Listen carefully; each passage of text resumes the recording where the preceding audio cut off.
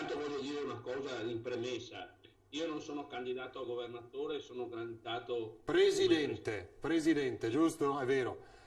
questa è una cosa che sembra, come dire, non importante, ma per me ha un significato. Io penso che il punto politico vero della situazione che andiamo ad affrontare in autunno sia, come dire, il risultato di politiche che sono state fatte in questi anni. Cioè noi riapriamo le scuole, questo dibattito su mascherina sì, mascherina no, mi pare in parte risolto e comunque, come dire, si vedrà insomma anche dallo sviluppo della pandemia, di come sarà la situazione sanitaria insomma nell'autunno. Ma credo che il punto politico sia il fatto che noi abbiamo una situazione che si è determinata negli anni dove gli alunni per classe sono un numero così importante da essere difficilmente per sé sostenibile in una situazione di emergenza sanitaria. E questo credo che sia un fatto dovuto alle controriforme che sono state fatte in questi ultimi anni e che non hanno visto solo protagonista il centrodestra. Dall'altra parte credo che abbiamo un altro problema altrettanto grave, che è quello legato alla situazione del trasporto pubblico locale, perché c'è stato un dibattito tra le regioni e il governo centrale e avanti così, però il punto resta sempre il fatto che noi abbiamo, almeno in determinati orari, in determinati momenti della giornata, il bisogno di un numero insomma, di autobus, di corse, un personale adeguato a far fronte a una situazione che non può essere gestita nei termini di una situazione normale. Io credo che il principio di cautela, di precauzione sia quello fondamentale, insomma. Certo c'è la scienza, ci sono tutta una serie di fatti anche importanti di cui dobbiamo tenere conto, però insomma il tema vero insomma è di agire secondo un principio precauzionale per impedire insomma che si sviluppi ulteriormente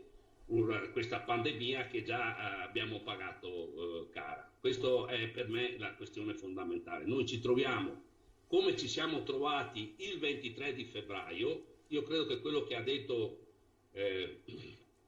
la dottoressa che è intervenuta in apertura sia un altro punto politico fondamentale. Noi ci siamo trovati impreparati perché negli ultimi decenni abbiamo, come dire, demolito o comunque ridimensionato in maniera significativa la sanità pubblica. Noi ci siamo trovati con un numero... Cioè lei dice questo ci ha spuntato le armi in qualche maniera. Assolutamente sì, ma non lo dico io, l'ha detto la dottoressa, il 23 di febbraio ci siamo trovati impreparati, oggi abbiamo maggiori strumenti e ci mancherebbe, però il punto politico è che il 23 febbraio ci siamo trovati impreparati.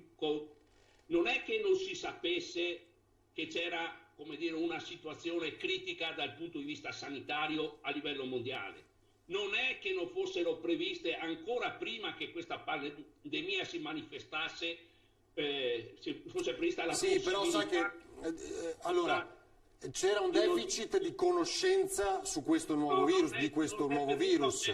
Con la conoscenza non c'entra per nulla, perché tutti gli testi scientifici, biblioteche di testi scientifici parlavano di questa possibilità e comunque era noto che c'era circolava, e sicuramente in un mondo globalizzato come il nostro non poteva non essere che questa focolai di virus che si erano determinati in Cina non circolassero anche sul piano globale.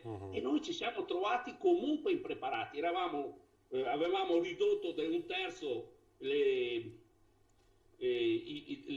terapie intensive e non avevamo presidi sanitari, non avevamo le mascherine, non avevamo i dispositivi di protezione individuale, perché anche i magazzini erano stati chiusi. Allora aspetti Benvenu e voglio sentire bene. È dovuta a scelte politiche che sono state fatte. Scelte politiche. Devo dare assolutamente ragione, almeno per una parte, da chi ha parlato prima di me.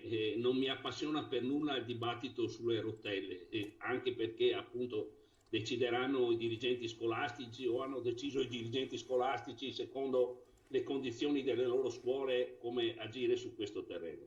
Restano due fatti fondamentali, che la scuola in Italia è stata devastata dalle politiche di austerità, dalla logica del patto di stabilità, dalla logica del pareggio di bilancio. Vorrei ricordare che tutti quelli che si animano e si contendono come dire, no, il dibattito politico attorno a questo tema hanno tutti votato tranquillamente in Costituzione l'obbligo del pareggio di bilancio, che già di per sé come dire, comportava tutta una serie di conseguenze, ha comportato tutta una serie di conseguenze, compresa appunto quella di rendere oggi il nostro sistema scolastico ancora più fragile di fronte alle emergenze che ci troviamo ad affrontare. Una di queste di cui non si parla, anzi sono due di cui voglio parlare. Una riguarda gli insegnanti. Noi abbiamo un corpo di insegnanti che è reso fragile dal fatto che, prolungando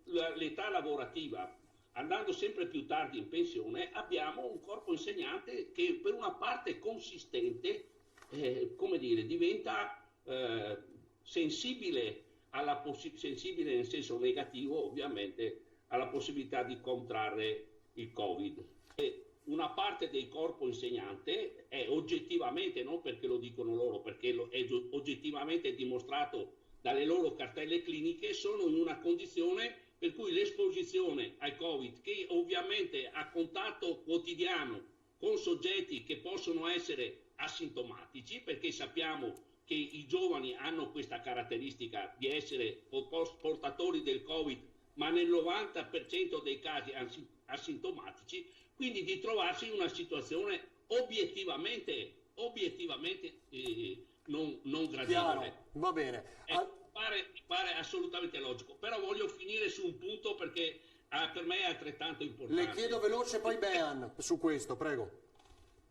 Prego, Benvenu, veloce però le chiedo poi Bean. Parlare anche del diritto allo studio, volevo parlare anche del fatto che molti studenti, in particolare universitari, che sono costretti a costi molto alti nello studio, perché devono magari pagare, se sono fuori sede, pagare affitti, eccetera, a causa del fatto che molte famiglie avranno significative regressioni nel reddito, si troveranno nella condizione di non poter accedere agli studi universitari. Siccome noi siamo il paese in Europa, o tra i paesi in Europa che hanno i livelli di scolarizzazione più bassi, credo che un punto non sia soltanto quello di discutere come si va in aula, se ci sono le mascherine, se non ci sono, se ci sono i banchi con le rotelle o meno. Si tratta anche di ragionare se siamo in grado o effettivamente di garantire una quota significativa di studenti necessaria per far crescere il nostro paese di accedere agli studi superiori e universitari. Mi parebbe che questo potrebbe essere un tema di dibattito per la politica molto più importante delle rotelle. Allora, certamente un problema c'è, noi speriamo che comunque i cittadini e le cittadine venete vadano a votare. In questo voto qualcuno parla già di un plebiscito nei confronti di Zaia, questo obiettivamente potrebbe anche essere possibile. Noi pensiamo però che dopo queste elezioni o dentro queste elezioni si stanno già manifestando elementi di grave crisi del modello di sviluppo di questa regione. Io penso che magari questa consapevolezza non c'è ancora pienamente, ma è del tutto evidente che non si può continuare come prima. Cioè esattamente questo modello sociale ed economico non solo come dire inquinato, devastato credo questo territorio per alcuni aspetti, e lo si vede dagli esiti insomma di queste inondazioni frequenti, di questo riprodursi di situazioni di emergenza, e quindi per sé insomma non era già proponibile prima, io credo che lo sarà ancora meno dopo. E qua si fa la battaglia politica, insomma. Qua la battaglia politica è sostanzialmente se confermare o meno un ceto politico di governo in questa regione che sostanzialmente, e lo si vede perché propone ancora le grandi opere, propone i grandi eventi, eccetera, come le Olimpiadi e avanti, ripropone la centralità dell'impresa e avanti ancora, e credo che tutte queste questioni non siano oggi, come dire, elementi che possano garantire effettivamente la ripresa.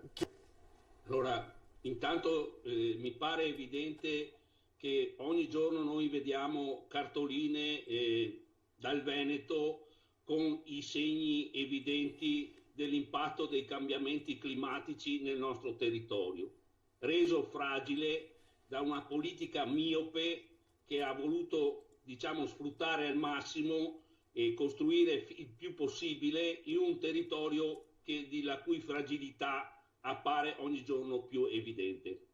Ricordo, l'ho già detto ma lo ricordo ancora, che nel 2019 a Verona si teneva un convegno organizzato dal centrodestra e sponsorizzato dal comune di Verona che negava la problematica dei cambiamenti climatici con la solita battuta sui gretini. Ecco, questo è quello con cui noi ci confrontiamo ogni giorno. Infatti questo elemento di drammaticità, perché non è soltanto, come dire, una situazione emergenziale, ormai siamo andati oltre, siamo nella normalità. La normalità è il ripetersi frequenti di eventi climatici e atmosferici estremi. Sì. E questo credo che veda che su questa questione è del tutto evidente che il ceto politico che governa questa regione è assolutamente impreparato e perfino ostile a qualsiasi ragionamento di natura strategica su questa questione che è fondamentale. 2. Sulla pedemontana. Noi siamo sempre stati contro la pedemontana, non solo perché questa opera obiettivamente impatta sul territorio e quant'altro, ma perché tutte le analisi obiettive hanno dimostrato che il presupposto dei volumi del traffico su cui questa arteria viene costruita, è stata costruita e si cerca di portare a compimento, sono stati falsati o comunque sopravvalutati. Quello che dico io adesso,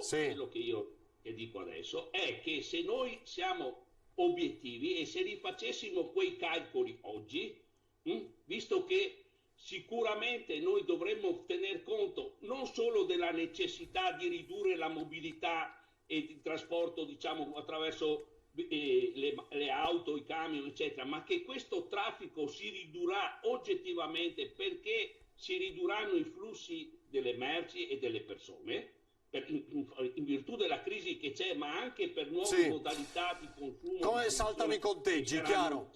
Sì. Ecco, questo, però mi permetto di dire un'ultima cosa. Ho 5 secondi. La pedemontana va portata anche alla TAV, perché anche la TAV è una opera molto onerosa che dà vantaggi assolutamente irrisibili rispetto all'impatto che avrà sul territorio.